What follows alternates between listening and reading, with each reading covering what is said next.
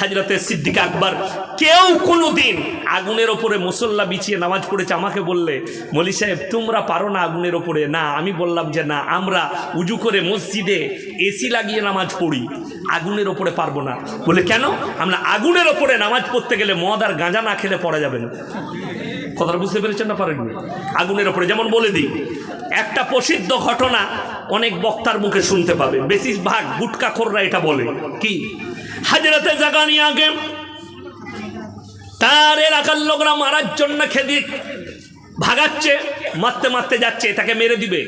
তিনি একটা গাছের মধ্যে গিয়ে ঢুকে গেলেন, জামাটা শয়তান টেনে ধরেছে, একটু জামা বেরিয়েছিল, করাতে করে লোকরা গাছটা হযরতে জাকারিয়া সমেত কেটে চূর্ণ চিহ্ন করে দিল। এই হাদিসটা একদম বানাওয়াট হাদিস এবং জাল হাদিস। একজন গুটকাখোর বয়ান করছে, সমাজ কিভাবে ক্ষতি হয় শুনেলেন। হযরতে খাজা মঈনুদ্দিন চিশতি রহমাতুল্লাহ আলাইহি কলের মধ্যে পানি আনতে গেলেন, পানি আনতে গ্রামের মানুষরা পানি দেয়নি, পানি না দেওয়ার কারণে হযরতে খাজা বাবা তিনি পুরো আনা সাগরের পানিটা বদনার মধ্যে ভরে নিলেন। আমি বললাম আল্লাহ, খাজা বাবা পানিটা ভরে নিলেন, আবার পরের ঘটনাটা শুনে গ্রামের মানুষ গিয়ে খাজা বাবার কাছে ক্ষমা চাইছে, খাজা বাবা পানিটা সমুদ্রে ঢেলে দাও, তা না হলে আমরা চাষাবাদ কেমন করে করবো। ওরে গুটকাখোর, সমুদ্রের পানিতে চাষ হয় না। সমুদ্রের পানিতে চাষ হয়? কথা বলেন। সমুদ্রের নোনা পানি কেন বুঝলাম?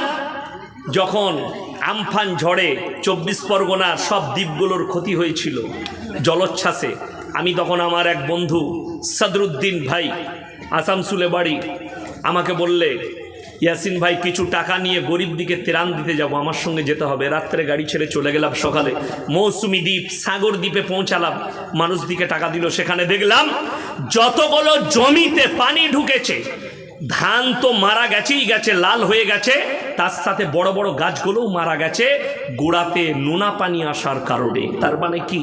সমুদ্রের পানিতে চাষাবাদ হয় না। তার যদি বলেন কোরআনের দলিল দেন, আল্লাহ কোরআনে বললেন ওয়ানজালনা মিনাল মুসিরাতি মান সাজ্জাজা লিনুখরিজা বিহি হাব্বান ওয়া নাবাতা। হে আমার বিশ্বনবী, পৃথিবীর মানুষকে বলে দাও, মেঘমালা থেকে আমি আল্লাহ ঘন ঘন বৃষ্টি বর্ষণ করি, তার থেকে তোমরা ধান শস্যে গম নাই। আপনার মানুষকে পরিবর্তনের দাওয়াত নাই। দাওয়াত কি? লোককে গালি দেওয়া, কি করে জান্নাতে যাবি বিনা নামাজে বিনা রোজাতে, কি করে গুটকা খেয়ে ঢুকে পড়বি, এই হচ্ছে এদের বয়ান। আল্লাহ এদের কাছ থেকে সমাজকে হেফাজত করুন, শিরক আর বেদাত মুক্ত জীবন গড়ুন। আমি বলে যাচ্ছি আল্লাহর কসম খেয়ে, পৃথিবীর বুকে যতগুলো পাপ আল্লাহর কাছে আছে, সব থেকে নিকৃষ্টতম পাপ হচ্ছে ইন্না শিরকা লাযুলমুন আযীম। আল্লাহ ইচ্ছা করলে আপনার জীবনে সব গুনাহ মাফ করবেন, কিন্তু কেউ যদি জেনে বুঝে শিরক করে, সে গুনাহ মাফ করার আল্লাহর কাছে কোনো রাস্তা নাই। ওই জন্য আমি বলছি, যাদের জীবনে ঘটে গেছে তারা ইস্তেগফার করেলেন। আল্লাহ ছাড়া ভালো মন্দের মালিক পৃথিবীতে, সকালে বলুন, কেউ আছে? কেউ নাই। যারা মনে করেন পীর মালিক, বড় কষ্ট লাগে। যদি পীরের কাছে, কবরের কাছে ভালো মন্দ চাওয়া যায়, যে তোমার পীর মারা গেছে তার কাছে যদি কবরে চাওয়া যায়, তাহলে সে মূল্য কি করে? সে নিজের জীবন বাঁচাতে পারলো না। কথাটা বুঝতে পেরেছেন না পারেননি? পীরের যদি ক্ষমতা থাকে, সে মূল্য কি করে? সে দুনিয়া ছাড়লো কি করে? এই জিনিসটা যার বুঝে আসবে, সে কখনো এই গুটকাখোরের পাল্লায় পড়বে না। পীরের কাছে চাওয়া যাবে। অবাক কাণ্ড সব থেকে বেশি কি জানেন?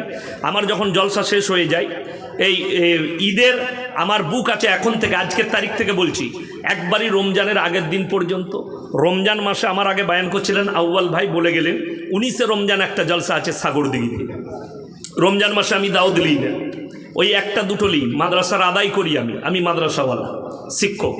তো রমজানের পরে ঈদের দিন থেকে 1 মাস প্রোগ্রাম আছে, একবারই 12ই মে পর্যন্ত, 15 পর্যন্ত ডেট নেব, তারপরে স্টপ।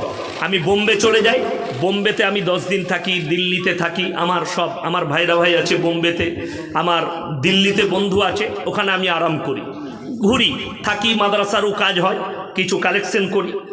তো আমার প্রায় দিনের সিস্টেম হচ্ছে, বোম্বের হাজি আলির পাশে একটা হোটেল আছে, শুধুমাত্র পায়েস পাওয়া যায়। কিসের? ফলের, যত রকমের ফ্রুট আছে, ফ্রুটের পায়েস। আমি ওখানে পায়েস খেতে যাই। সব থেকে বেটার হচ্ছে